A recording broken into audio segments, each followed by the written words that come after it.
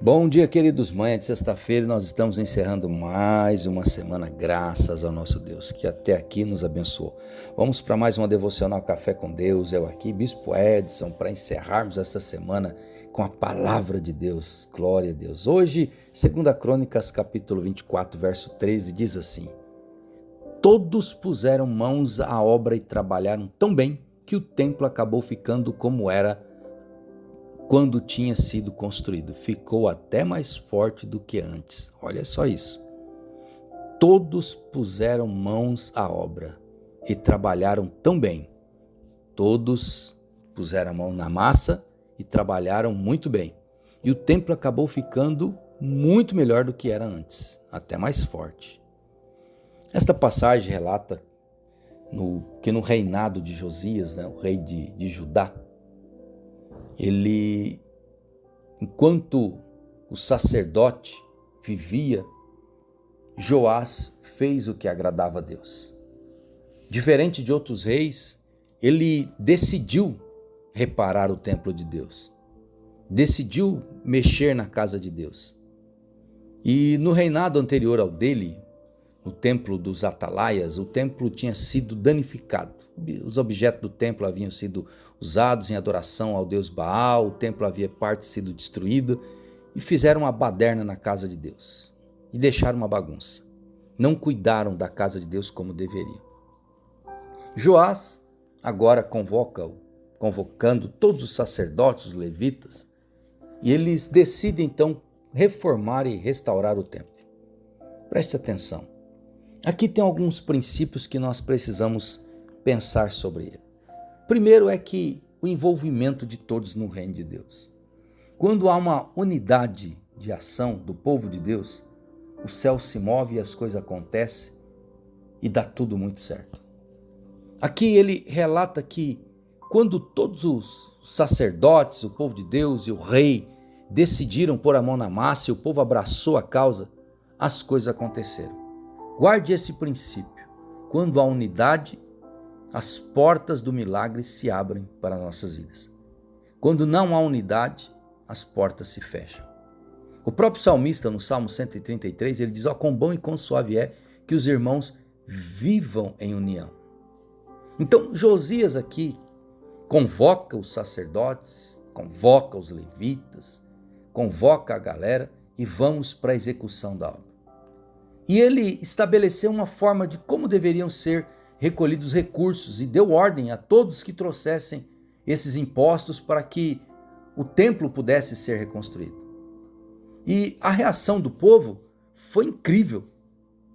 Foi incrível porque todo o povo vieram e depositaram ali suas ofertas, seus dinheiros e tudo, e com muita alegria no coração, ao ponto de ter todos os recursos suficientes para a casa de Deus. Então, por que é que eu estou lendo esse texto numa devocional? Que talvez você fale, isso aí é uma mensagem para se pregar em uma igreja. É um texto para se falar em uma igreja, não em uma devocional que é individual. Cada pessoa vai ler individualmente, vai ouvir individualmente. Tudo bem, você pode até ouvir individualmente, mas não tem como você viver a palavra de Deus isoladamente. Todos nós temos que estar conectados a Deus.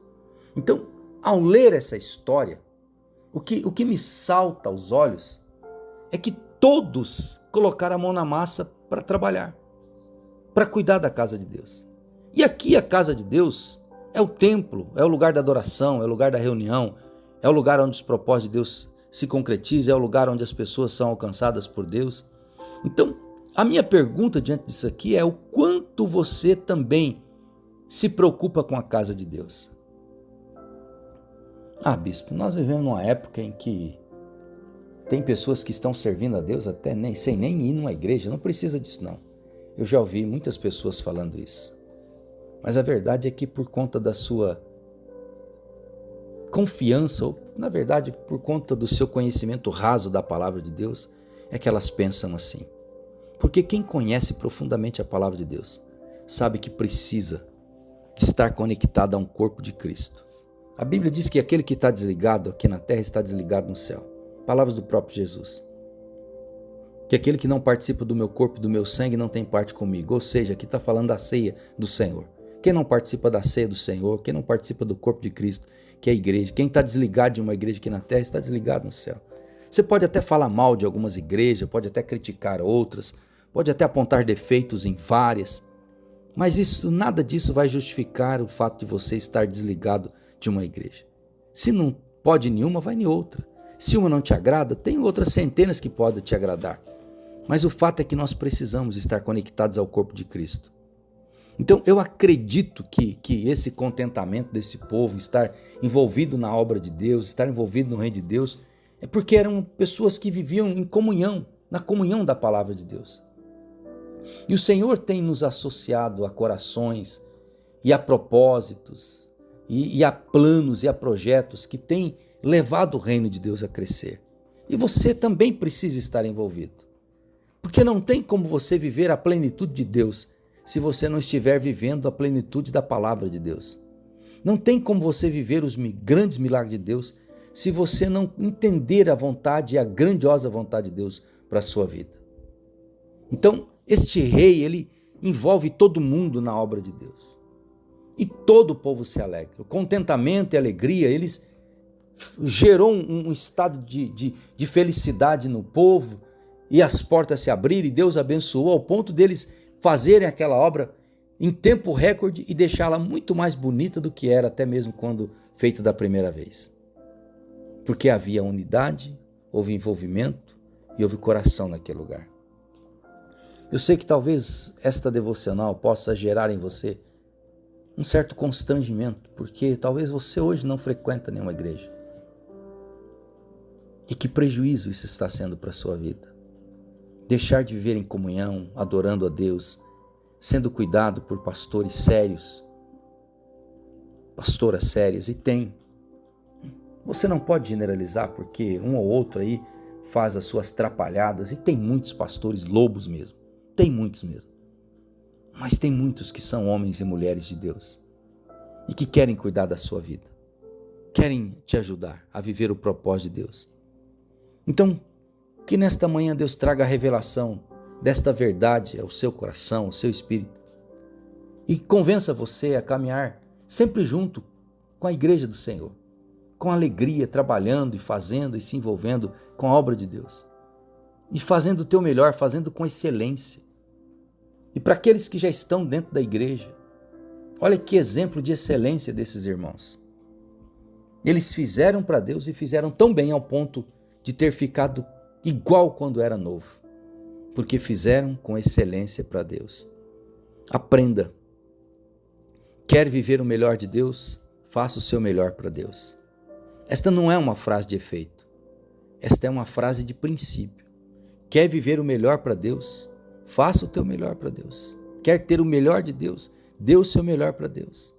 Quer que Deus vá para todo lugar com você? Ande por onde Deus te mandou andar. E você vai viver algo extraordinário na sua vida. Pai, eu quero te louvar pela vida dos meus irmãos. Te agradecer pela vida deste irmão, desta irmã. Ó Deus, que tem parado suas vidas para ouvir esta devocional.